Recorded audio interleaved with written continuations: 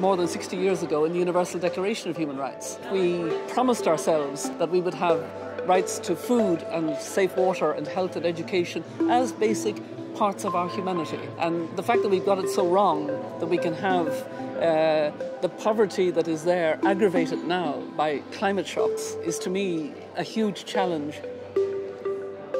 I'm Mary Robinson, the Mary Robinson Foundation Climate Justice. The Horn of Africa has had the 8 hottest years ever, and so there's a longer drought. And what people are saying to me in different African countries is we have no seasons anymore. We have long periods of drought and then flash flooding. I was with pastoralists in northern Kenya and learning that they're not valued enough by the government of Kenya, even though they're 20% of the population, because Kenya, like a number of other countries, is trying to be very modern in its urban focus, whereas rural food production is vital to every country. We have sea surges, like in Bangladesh, where I was in February with BRAC, and I saw field after field full of brackish water. So the farmers now have to learn new ways of producing.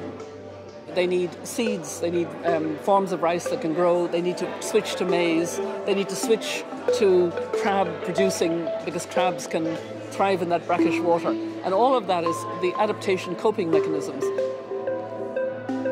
One of the issues we have to think about more and more is the very rapid population increase.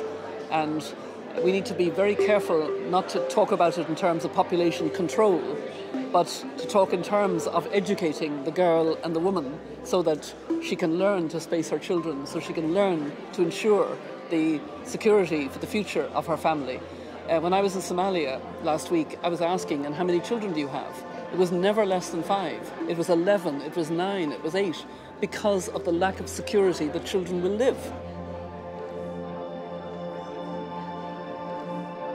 Most of the food in poor countries is produced by women as the working farmers, but they usually don't own the land, and they very often don't get the cash fruits of the production. What we need to do is to encourage local food production and smart food production through good research, through good coping mechanisms. I recognise the huge record of the foundation as it reaches its centenary, and I'm glad that the emphasis is being placed on what are the challenges now. The poverty that is there, aggravated now by climate shocks, is to me a huge challenge to be innovative enough to have broad enough partnerships to turn that around. And I'm glad that Rockefeller is giving leadership and thinking about that.